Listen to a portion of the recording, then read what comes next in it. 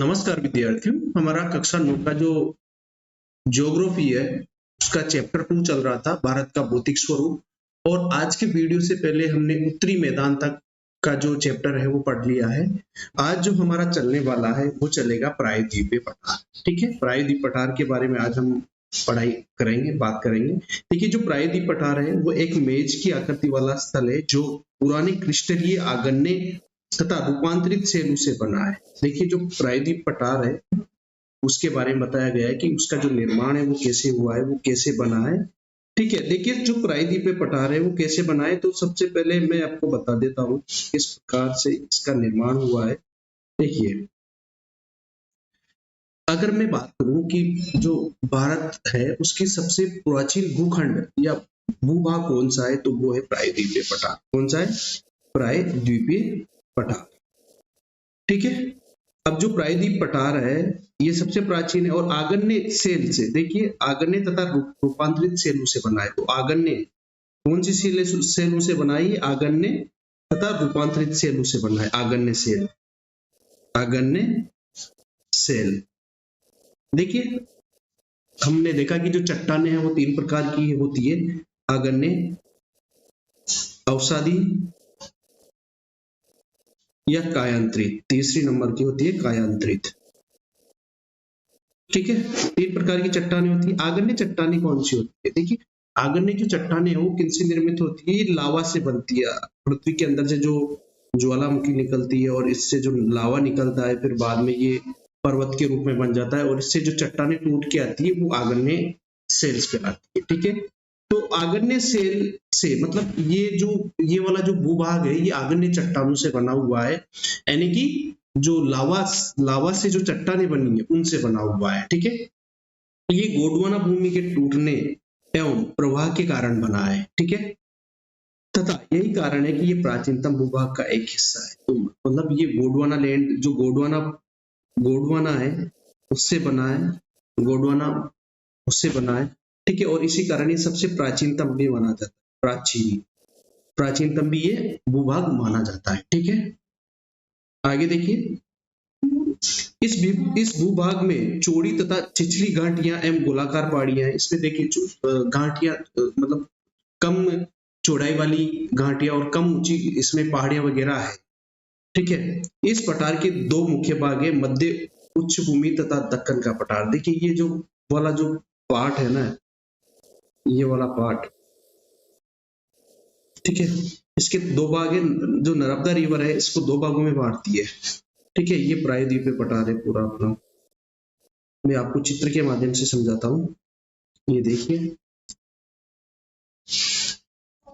ये वाला, ये प्रायद्वीप पठार है, ये नर्मदा रिवर है।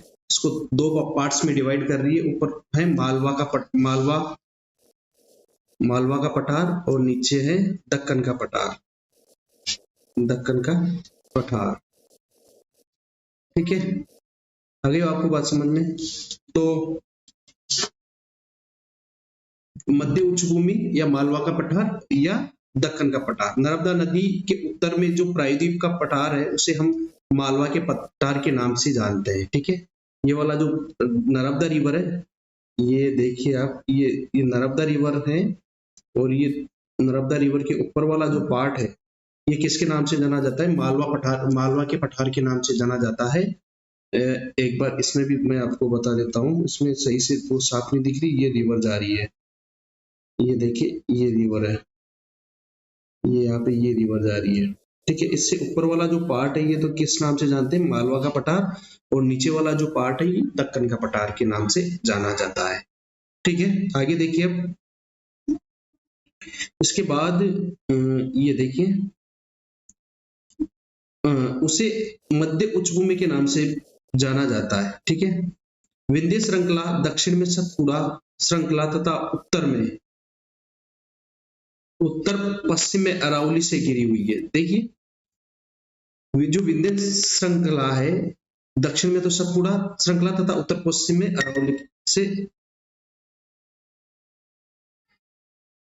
अरावली से घिरी हुई है। देखिए, आप देखिए, मैं आपको चित्र के माध्यम से समझाता हूँ। देखिए, कहाँ गया ये वाला रहा। यहाँ पे चित्र देखिए, ये है अब हमारी विंध्यन विंध्यन पर्वतमाला, विंध्यन विंध्यन श्रेणी, ठीक है। अब इसके नीचे तो ये किससे घिरी हुई है, सतपुड़ा श्रेणी से, ये भी पहाड़ियां हैं सतपुड़ा, और इधर ऊपर इस साइड में है ये अरावली पहाड़ियां, तो इन दोनों के बीच में है विंध्यन श्रेणी, ठीक है, आपको याद रह जाएगा, ठीक है। आ रही है बात समझ में आपको? आगे देखिए, इसके बाद देखिए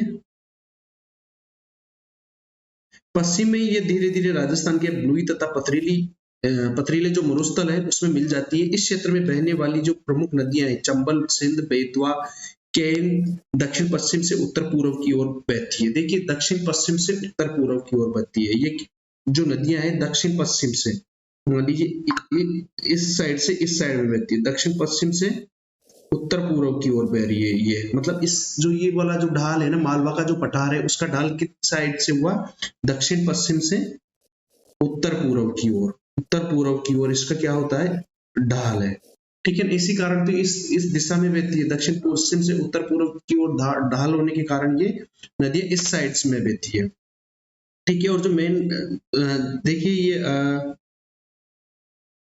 ये देखिए ये श्रेणी पूरी, ये श्रेणी है, और इधर मरुस्थल आ जाता है इस साइड पे देखिए। और इसमें जो मेनली जो रिवर्स है देखिए, चंबल हो गई, ये वाली रिवर चंबल हो गई।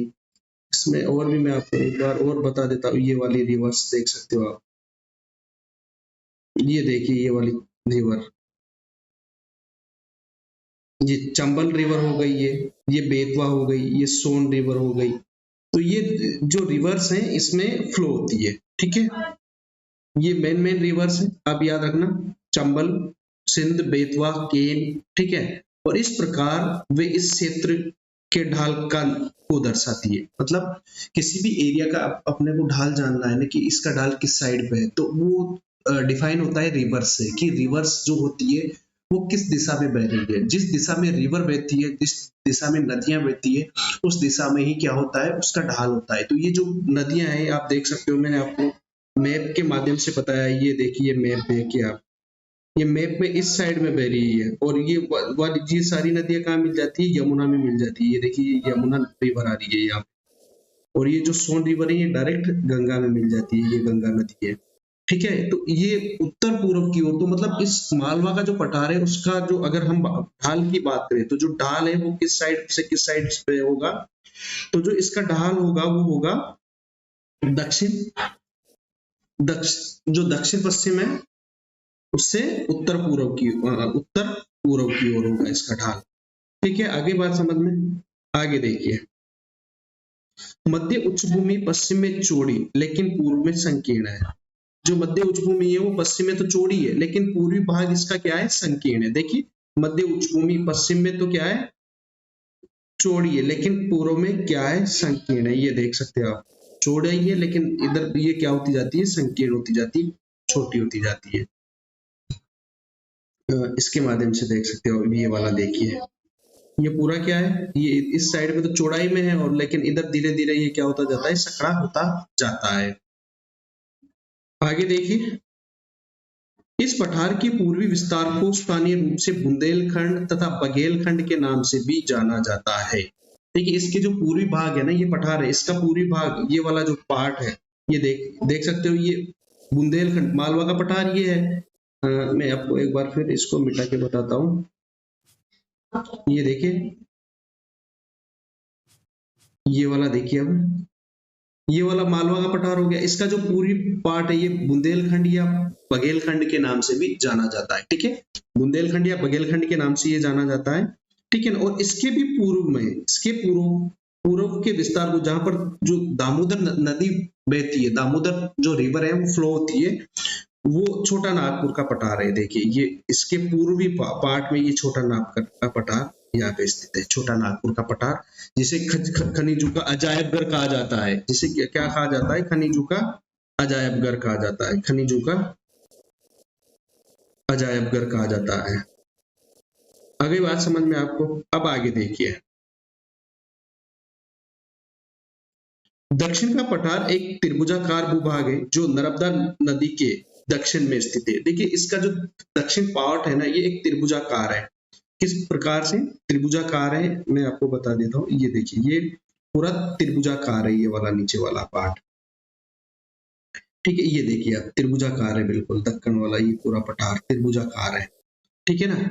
और ये जो नर्मदा रिवर है इसके साउथ में स्थित है, जबकि इसके उत्तर में इसके चौड़े आधार पर सतपुड़ा की श्रृंखला है, जबकि महादेव कैमूर की पहाड़ियां तथा मेघालय श्रृंखला इसके पूर्वी विस्तार है। देखिए जो ये हमने पठार देखा, देखिए ये हो गया, ये नर्मदा रिवर है, ये नीचे वाला पठार हो गया, ये ऊपर मालवा का पठार हो गया, ठीक है। ये नर्मदा रिवर, इसको नीचे वाला पठार को हम लोग कहेंगे दक्कन का पठार, दक्कन का पठार, ठीक है। आगे बात समझ में, दक्कन का पठार हम लोग इसे कहेंगे। अब देखिए ये जो नीचे वाला जो दक्कन का पठार है, ये ऊपर यहाँ पर है सतपुड़ा रेंज, क्या है सतपुड़ा रेंज, सतपुड़ा पहाड़ियां, सतपुड़ा पहाड़ियां। और इसके ऊपर नर्मदा रिवर के ऊपर हमने देखा था कि विंध्य पहाड़ियां हैं, और नर्मदा रिवर के नीचे कौन सी पहाड़ियां हैं, सतपुड़ा पहाड़ियां। ये मैं एक बार और भी मैप में बता दूं आपको, ये देखिए आप, ये देखिए ये वाली सतपुड़ा रेंज ये रही, और इसके इसके पूर्व में महादेव मेघालय ये पहाड़ियां हैं इधर, ये वाली पहाड़ियां महादेव मेघालय वगैरह पहाड़ियां हैं यहाँ पे। ये देखिए महादेव वगैरह पहाड़ियां हैं, मेघालय के अमूर पहाड़ियां हैं इधर, ठीक है। आगे आपको बात समझ में, तो जो अब एक बार मैं जो ये पठार है इसको एक बार मैं आपको ऐसे बताता हूँ कि जो दक्षिण का पठार है या प्रायद्वीपीय पठार है, हम इसको दो पार्ट्स में डिवाइड किया है, जो नर्मदा रिवर के बेस पे किया है। नर्मदा रिवर से ऊपर वाला जो पार्ट है उसे मालवा का पठार कहा है हमने, और नीचे वाला जो पार्ट है उसे दक्कन का पठार कहा है। मालवा का पठार को फिर अलग अलग नाम से, इसकी पूरी पार्ट है मालवा के पठार के जस्ट पूर्वी जो विस्तार है उसे हम बुंदेलखंड का पठार या बघेलखंड का पठार कहते हैं। फिर उसके पूर्व में छोटा नागपुर का पठार आ जाता है, ठीक है। इसके जबकि इसके साउथ में जो मालवा का पठार है उसके साउथ वाला जो पार्ट है दक्कन का पठार कहते हैं। दक्कन के पठार का भी जो ऊपरी हिस्सा है इस सतपुड़ा रेंज है, सतपुड़ा रेंज है, और सतपुड़ा रेंज का जो पूर्वी विस्तार है वो मेनली जो तीन पहाड़ियां हैं महादेव, मेघालय और केमू, इनका ये यहाँ पर विस्तृत है, ठीक है। आगे आपको बात समझ में आई थिंक। अब देखिए भारत के भौतिक मानचित्र पर इन पहाड़ियों एवं श्रृंखलाओं की स्थिति ज्ञात करो। आपको क्या करना है, जो मैप है मैंने वैसे आपको बता दिया, आप एक बार फिर भी अपने जो मैप है उसमें इनको पॉइंट करना है। दक्षिण का पठार पश्चिम में ऊंचा एवं पूर्व की ओर कम ढाल वाला है, ठीक है। जो दक्षिण का जो पठार है वो जो पश्चिम है उसमें तो ऊंचाई पे है, और जबकि जो पूर्व है उसमें कम ढाल वाला। इस पठार का एक भाग उत्तर पूर्व में भी देखा जा सकता है, जिसे स्थानीय रूप से मेघालय कार्बी एलोंग का पठार तथा उत्तर कचार पहाड़ी के रूप से भी नाम से भी जाना जाता है। देखिए ये जो पठार है इसका एक पार्ट हम देखते हैं कि जो ये वाला देखिए शिलोंग का पठार, ये यहाँ पर देखिए ये मेघालय का पठार इसी का पार्ट माना जाता है, ठीक है ना। यहाँ पे आगे देखिए मैप में और भी बता दूं मैं आपको, ये इधर यहाँ पे जहां पर गारो काशी जयंती है, ये पहाड़ियां है ना ये वाली, और ये भ्रंश के द्वारा जो भ्रंश घाटी है उससे ये छोटा नागपुर का पठार से अलग होता है। ये देख रहे हो आप छोटा नागपुर का पठार, और इससे ये अलग होता है, ठीक है। आगे देखिए, ठीक है। ये भ्रंश द्वारा छोटा नागपुर पठार से अलग हो गया है। पश्चिम से पूर्व की ओर तीन महत्वपूर्ण पर्वत श्रृंखलाएं हैं, गारो, काशी और जयंतियां। ये तीन पहाड़ियां हैं गारो, काशी, जयंतियां, जो मेघालय में स्थित है। तो बच्चों इसी कारण मेघालय में सबसे ज्यादा बारिश होती है। जो मेघालय में सबसे ज्यादा बारिश, मेघालय के जो मौसिनराम में सबसे ज्यादा बारिश होने का जो कारण है, ये जो गारो, काशी, जयंतियां की जो पहाड़ियां हैं ये कीपाकार आकार में, कीप के आकार में इस प्रकार से है। इस प्रकार की आकृति में है ये, इस प्रकार की आकृति में। जब मॉनसून इसमें टकराता है तो ये इसमें उलझ जाता है, टकराता रहता है और ये यहाँ पर उलझ के बहुत भयंकर बारिश करता है। इसी कारण यहाँ पर विश्व की सबसे ज्यादा बारिश होती है मौसिनराम में। ठीक है, आगे देखिए, दक्षिण के पठार के पूर्वी एवं पश्चिमी सिरे पर क्रमशः पूर्वी तथा पश्चिमी घाट स्थित है। पश्चिमी घाट जो पश्चिमी घाट है पश्चिमी तट के समानांतर स्थित है। वे सतत तथा उन्हें केवल दर्रों के द्वारा ही पार किया जा सकता है। भारत के भौतिक मानचित्र पर थाल घाट, गौर घाट तथा पाल घाट की स्थिति ज्ञात कीजिए। देखिए, हमने ये इंडिया है साउथ। अब देखिए इसके ये वाले जो ये पहाड़ियां हैं इधर भी, ठीक है, ये थोड़ा दूरी पे है। तो ये जो पहाड़ियां हैं ये भी पूरी पहाड़ियां हैं। ठीक है, पहाड़ियां हैं। इसे हम कहते हैं पश्चिमी घाट। किस नाम से जानते हैं? पश्चिमी घाट, पश्चिमी घाट। और ये है पूर्वी घाट, पूर्वी घाट। ठीक है, ये जो पहाड़ियां हैं ये रेगुलर है। ठीक है, इसे केवल हम दर्रे दो पहाड़ियों के बीच में स्थित जो जगह होती है ना, रास्ता, उसे दर्रा कहते हैं। तो इन्हें केवल दर्रों के माध्यम से ही, जो दर्रे होते हैं उनके माध्यम से ही पार किया जा सकता है। जबकि जो पूर्वी घाट पे जो पहाड़ियां हैं वो थोड़ी रेगुलर नहीं है, इरेगुलर है। ठीक है ना। अब देखिए, हमें वो दर्रे भी याद देखने, तो ये देखिए ये पहाड़ियां हैं यहाँ पे, रेगुलर पहाड़ियां, ये देखिए। ठीक है, आगे देखिए, पश्चिमी घाट पूर्वी घाट की अपेक्षा ऊंचे हैं। पूर्वी घाट के 600 मीटर की औसत ऊंचाई की तुलना में पश्चिमी घाट की ऊंचाई 900 से 1600 मीटर है। देखिए, जो पश्चिमी घाट है उसकी ऊंचाई बहुत ज्यादा है, जो जबकि पूर्वी घाट जो है उसकी ऊंचाई कम है। जो पश्चिमी घाट है उसकी ऊंचाई थोड़ी ज्यादा है, जबकि पूर्वी घाट की ऊंचाई क्या है? कम है।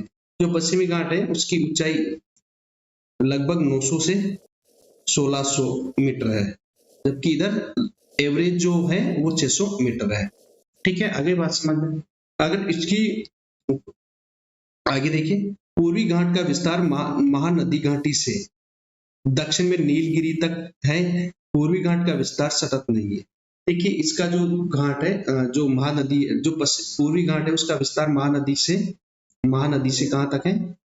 नीलगिरी की पहाड़ियां। ये देखिए यहाँ पर ये नीलगिरी की पहाड़ियां है, नीलगिरी की पहाड़ियां।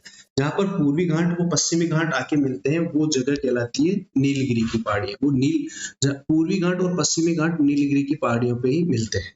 ठीक है ना, ये सतत नहीं है, मतलब रेगुलर नहीं है। आगे बात समझ में आपको। ये अनियमित है एवं बंगाल की खाड़ी में गिरने वाली नदियों ने इनको काट दिया है। पश्चिमी घाट में पर्वतीय वर्षा होती है। देखिए, जो इधर से जो रिवर निकलती है ना, इन्होंने इनको काट छाड़ दिया है, ये वाले जो पर्वत हैं इनको। ठीक है ना। अभी मैं एक बार आपको ये दिखा देता हूँ। ये देखिए, ये महानदी से यहाँ से लेकर ये यहाँ तक ये फैले हुए हैं। ठीक है, ये महानदी दिख रही है आपको, यहाँ तक ये फैला हुआ है। ये कौन सा है? पूर्वी घाट। आगे आपको बात समझ में आई थिंक। और इसकी सबसे ऊंची चोटी ये महेंद्रगिरी है। ठीक है, और इधर अन्नई मुडई ये रही, अन्नई मुडई, यहाँ पर अन्नई मुडई है। आगे देखिए,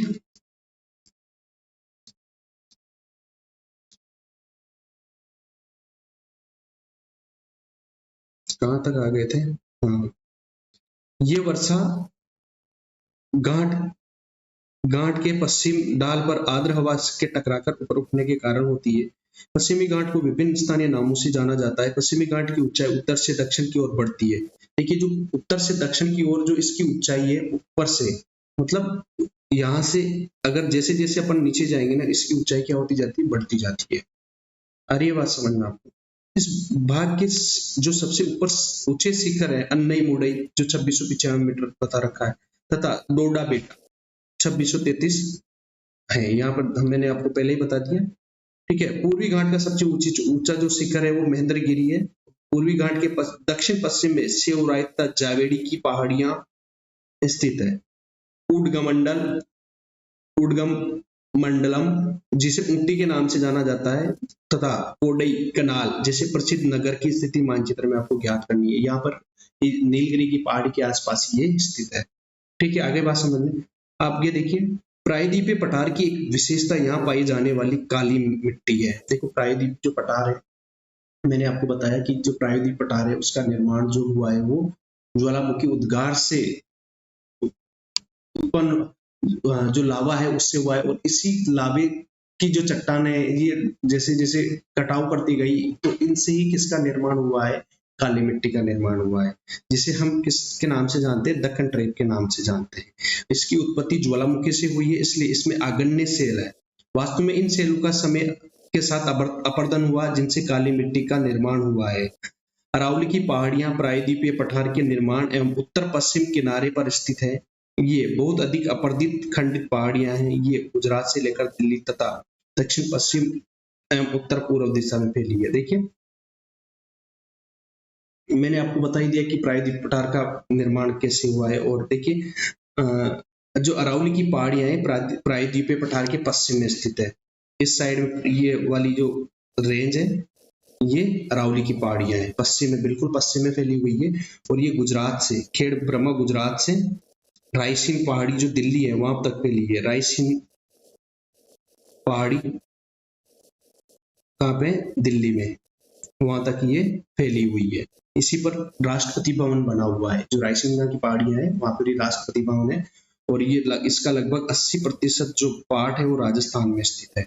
ये बहुत ही ऐसा माना जाता है कि ये केवल अवशेष रह गए, अपर्दित है। ये प्री कैम्ब्रियन युग की ये पहाड़ियां हैं और अभी ये केवल अवशेष के रूप में है।